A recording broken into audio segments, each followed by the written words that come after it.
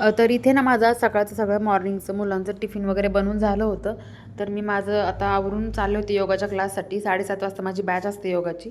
तर तिकडनं मी 9 वाजता वगैरे येते. आल्याच्यानंतरनं सगळ्यात पहिले महत्त्वाचं काम तर अंघोळ वगैरे करून कपडे लावून घेते मशीनला. कारण की मग बाकीचे कामं होईपर्यंत मशीनचे कपडे वॉश होतात. म्हणजे ते सुकायला टाकायला मला इझी जातं.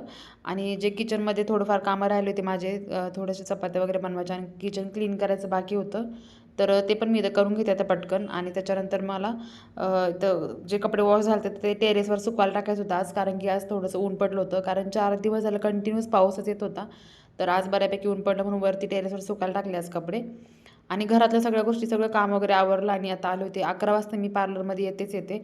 तर 11 वाजता मी खाली येऊन पहिले सगळ्यात आधी तर हे क्लिनिंगचंच काम करते. हे मिरर वगैरे जे आहेत ते पटकन क्लीन करून घेते. मग पूजा वगैरे करून घेते. आणि व्हिडिओ आवडला असेल तर प्लीज लाईक, शेअर, सबस्क्राईब करा. बाय.